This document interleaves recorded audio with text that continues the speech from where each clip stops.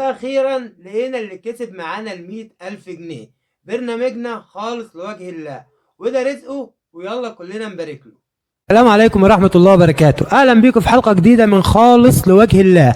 النهاردة يا جماعة الكرتونة دي هنقدمها لأصحاب الشقة المحظوظين معانا إن شاء الله، وكمان هنقدم لهم هدية عمرهم ما كانوا يتوقعوها، بس يا رب يا رب يعرفوا يجاوبوا على السؤال اللي هنطرحه عليهم. الكرتونة دي فيها حاجات هتقضيهم طول الشهر الكريم، وإن شاء الله هيكونوا مستحقينها وهتكون جت من نصيبهم.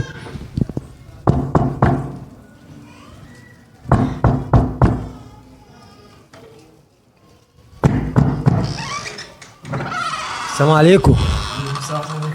بعد اذنك احنا برنامج بنقدم حاجات لشهر رمضان، برنامج اسمه خالص لوجه الله. ونعم بالله، ربنا يجازيكم خير. طيب الكرتونه دي احنا عدينا على العماره كلها وكل شقه خدت مننا كرتونه، فاللي محتاج قال انا محتاجها، واللي مش محتاجها قال انا مش محتاجها. ربنا يا رب يكتر من امثالكم يا ابني. فحضرتك في احتياج ليها ولا؟ والله يا ابني ربنا عالم بالحال، يعني هو ربك اللي بيبعت الرزق لما صاحبه بيناديه. يعني الواحد برضو الشغل على قده واديك شايف الدنيا عامله ازاي، واللي جاي مش زي اللي رايح، فالحمد لله خير. طيب ان شاء الله هتكون من نصيبك، هي كده الكرتونه دي من نصيبك. الكرتونه دي فيها شاي وسكر وحاجات هتكفيك طول شهر رمضان ويفيض منها ان شاء الله. الحمد لله الحمد لله، ده خير ربنا يا رب يجازيك خير، يا ربنا يجازيك خير. وكمان هنطرح عليك سؤال في اخر الحلقه، لو جاوبت عليه صح ليك هديه هتغير حياتك كمان. والله ما عارف اقول لك ايه، والله ما عارف اقول لك ايه. الحمد لله.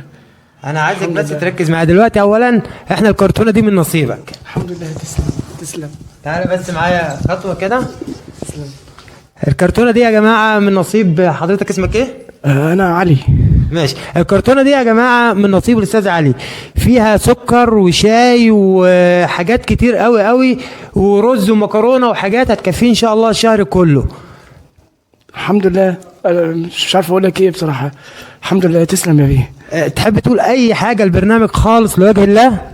اقول ربنا يجازيه خير والحمد لله. يعني انا من كتر المفاجاه مش عارف اقول ايه. انت تعرفش انا حالي من نص ساعه كان عامل ازاي، وبدعي بقول يا رب، وربنا يعني حقق الدعاء، وانت جيت خبطت على الباب. فتسلم ويسلم برنامج خالص لوجه الله. خالص لوجه الله. خالص لوجه الله ان شاء الله يا رب. السؤال كمان هتجاوب عليه وتكون الجائزه الكبرى من نصيبك. هو حضرتك عايش هنا لوحدك ولا عايش مع حد؟ لا انا معايا مراتي وبنتي، وربنا يا رب يبارك لك. مراتك وبنتك؟ الحمد لله يا رب. طب ممكن معلش بعد اذنك تنده لنا اي حد منهم؟ يا فرح، يا فرح تعالي كلمي عمو يا بابا. فرح، ازيك يا فرح؟ الحمد لله. امسكي كده يا فرح. احنا ادينا كرتونه لابوكي فيها شاي وسكر ورز وحاجات كتير قوي تكفيكم ان شاء الله طول شهر رمضان. تحب تقولي حاجه للبرنامج خالص لوجه الله؟ طيب هي البنت بس مش عارفه اكيد متهابه يعني. طيب بعد اذنك كده تعالي كده يا فرح، بعد اذنك تعالي كده. تعالي كده حضرتك معانا. خدي الزاويه دي يا استاذ شريف، خدي الزاويه دي. ليك يا اصحاب في المدرسه يا عسل؟ طب اعملي لهم باي باي. باي باي. قولي لهم انا بشكر برنامج خالص لوجه الله. انا بشكر برنامج خاص لوجه الله. شكرا.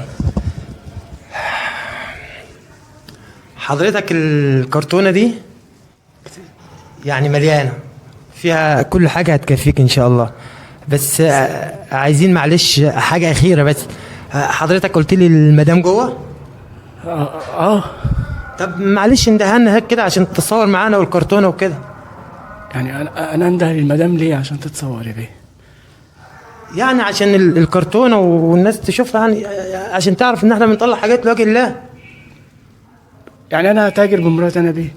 يعني انا بيه ليه اهل بيتي يطلعوا قدام الكاميرا ويقولوا باي؟ عشان خاطر ايه يا استاذ؟ افهمني بس، مش تجاره، احنا بس عشان يعني الفيديو يلف الدنيا ويجيب مشاهدات. تتصور انت بنتك مراتك والناس تعرف إن إحنا- مشاهدات والدنيا كلها تتفرج على مراتي وتتفرج عليا وانا بشحت. يا بيه يا مش بيه ليه يا بيه؟ انت ناقص تنزلني في الشارع وامسك الكرتونه وتقعد تقول انا اديته كرتونه رمضان اهو. يا بيه مش شحاتة، دي صدقة خالصة لوجه الله. فين وجه الله؟ فين وجه الله؟ اتعلمنا زمان ان الصدقه ايدك اللي الشمال ما تعرفش ايدك اليمين صرف الكام، وانت بتفضحني عشان خاطر فقري. فين امشي امشي، غور انت وكرتونتك. يا استاذ غور انت دي- وكرتونتك. يا استاذ الكرتونة دي خالصة لوجه الله. خالصه لوجه الله. خالصة لوجه الله. لله، دي مش لله، وانت مش بتاع ربنا. انت بتخترعوا دين جديد، بتخترعوا دين جديد بتذلوا في المسلمين اللي مش لاقيين ياكلوا. خلاص احنا اسفين. احنا اسفين بتاكل بفقري، يا عم، مش بتاجر بفقرك. بتاكل بفقري عشان كرتونه اطلع اقول رمضان وجزاك الله كل خير. يا عم امشي، خلاص. يا عم امشي، لميت الجيران عليا. احنا اسفين. تعالي يا بنتي. احنا اسفين. بصفتي اشتغلت في اعداد برامج كتير من اللي بتشوفوها في التلفزيون، وعارف ان معظم البرامج دي ملعوب فيها، فما عنديش مشكلة ان اي واحد يلعب في برنامج ويطلعه للناس. لكن اللي بيستفزني كل شوية الاقي واحد ماسك شنطة ولا كيس ولا كرتونة، ويلا يا جماعة صوروني انا بطلع صدقة لله. يا جدعان احنا اتعلمنا الصدقة بتطلع في الخفاء، انتوا بتعلموا الناس تصور الصدقة. يا جدعان كفاية استفزاز، اتدعونا لدين جديد.